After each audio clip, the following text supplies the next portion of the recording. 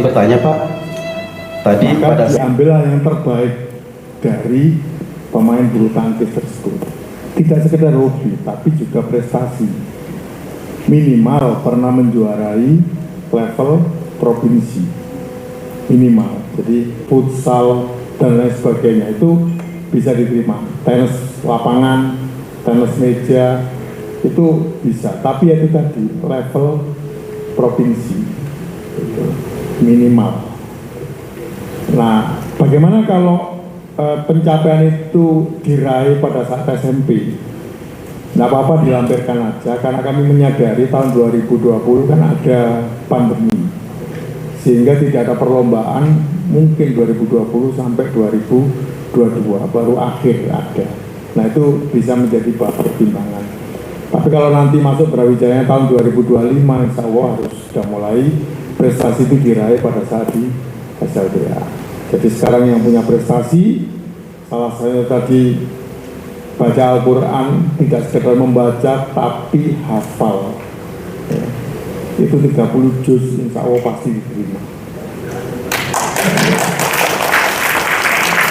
5 juz pun bisa diterima, tapi saingannya banyak. 10 juz, insya Allah juga diterima, tapi saingannya juga banyak, kan ada kuotanya. Nah itu. Jadi targetnya nanti ketika diterima prestasi, maka pada setiap semester sampai semester sekian itu ada target-target yang harus dicapai di lomba-lomba internasional.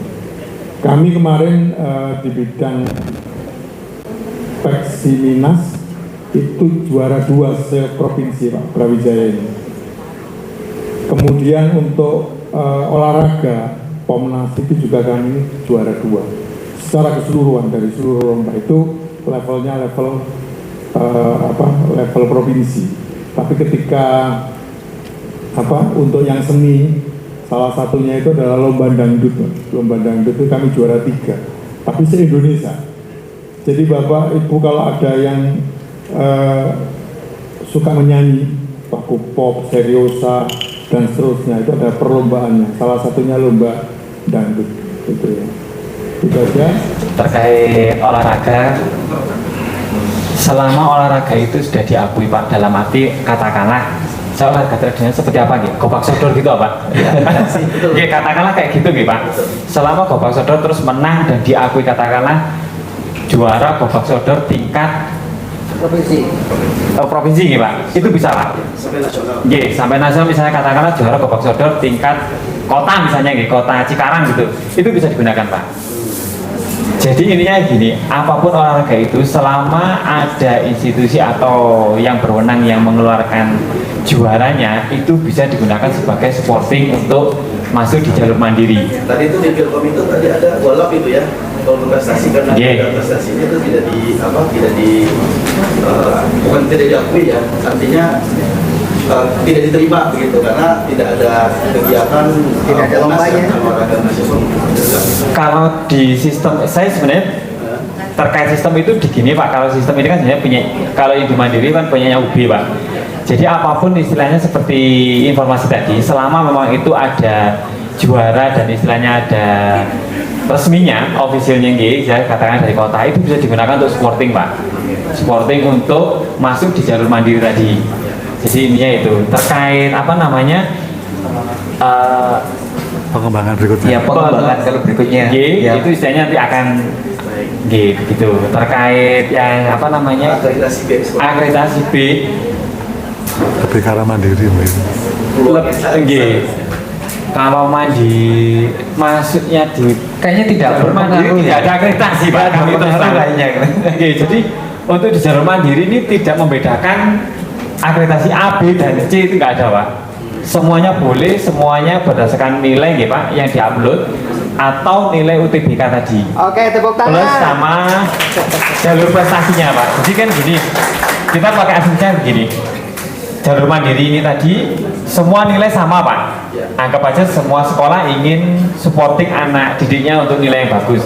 Dari yang nama itu sama itu tadi, maka akan bergeser kepada prestasi sebagai supportingnya. Prestasinya apa? Nah dari itu tadi Pak, kalau memang Anda istilahnya anak didiknya ada yang juara gobak sodor tingkat kota, nah, ini nanti akan dipilih, oh ya ini gitu Pak. Terus untuk jalurnya nilai UTBK-nya tadi. Kalau mau UTBK-nya nilainya bagus, ya itu nanti akan menjadi prioritas juga. Terkait prodi, otomatis harus dicari yang istilahnya kan ada yang paling favorit, kalau ke bawah relatif tidak favorit. Nah, dari situ Pak, istilahnya mungkin dari situ yang kemungkinan besarnya diterima. Kalau misalnya saya menyarankan ke kedokteran, jelas kedokteran itu tinggi sekali seleksinya, begitu Pak. Berat peluangnya. Mungkin gimana Mas? Oke. Jadi mungkin apa di UB sendiri pun juga ada jenjang Pak, dalam arti fakultas yang sangat favorit, yaitu tadi saya sampaikan kedokteran, semua prodinya pasti favorit Pak. Di bawah itu mungkin nanti ada yang relatif juga favorit seperti statistika, ilmu aktuaria, di kami kimia itu juga sangat favorit Pak. Mungkin di bawahnya itu nanti akan ada seperti kalau di kami biologi, fisika itu pun juga fisika murni Pak. Kalau yang instrumentasi atau teknik geo itu juga termasuk favorit Pak. Kalau yang di perikanan itu juga ada perikanan, prodinya juga macam-macam, itu juga ada yang favorit, juga ada yang enggak. Sebentar Pak, dipertegas dulu tadi. Yeah. Yang jalur mandiri katanya tadi dengar-dengar dari Bapak. Jalur mandiri itu akreditasi apa B juga bisa daftar kita lihat. Untuk jalur mandiri Pak. Untuk jalur mandiri saja ya. Jalur mandiri yang bisa. Anak-anak sekalian, jadi yang jalur mandiri akreditasi B juga bisa masuk jurusan apa saja ya? Pak. Jadi untuk jalur mandiri memang sepertinya tidak menggunakan akreditasi tadi Pak. Semua bisa mengakses. Kalau yang harus A, jalur apa saja? Yang di jalur yang akreditasi A itu yang di jalur nasional Pak. Jurusan apa saja yang harus A? Semua prodi di UB mensyaratkan kalau yang di jalur nasional itu mensyaratkan akreditasinya A Pak. Sekolahnya. Sepertinya itu informasi terakhir. Ada perbedaan nggak antara sekolah negeri dengan swasta untuk di UB? Misalnya untuk di negeri lebih dibandingkan dengan swasta, misalnya seperti itu. Terus tadi saya baca poin 6 ya, yang tentang blacklist dan kakak kelas rekam jejaknya. Itu maksudnya yang seperti apa gitu? Apa harus yang satu jurusan? Misalnya kalau Pak kedokteran berarti harus ada kakak yang di jurusan Pak kedokteran, atau bisa saja adik kelas yang ngambil Pak kedokteran, kakak kelasnya misalnya fakultas teknik seperti itu. Terima kasih. Dan itu tadi terkait yang perbedaan sebenarnya gini, mohon maaf Ibu. Data mahasiswa untuk jalur nasional kita tuh nggak tahu Ibu. Jadi seleksi itu benar-benar dilaksanakan di sana. Kami data itu semuanya given, ini loh datamu untuk maba. Jadi kami nggak tahu ini dari swasta, dari negeri, nggak tahu. Tapi itu di jalur mandiri tidak ada Bu. Perbedaan antara yang sekolah negeri atau swasta tidak ada. Jadi kami melihatnya, timnya sepertinya hanya melihat dari nilai. Biasanya kan nilai itu pasti sama Pak. Itu tadi sekolah kepin membos nilainya siswanya sama. Prestasi yang kami melihat berikutnya sama nilai UTBK-nya. Itu seleksinya itu. Kalau nilai UTBK-nya walaupun dia dari swasta dan prestasinya bagus, pasti otomatis akan terpilih. Intinya begitu.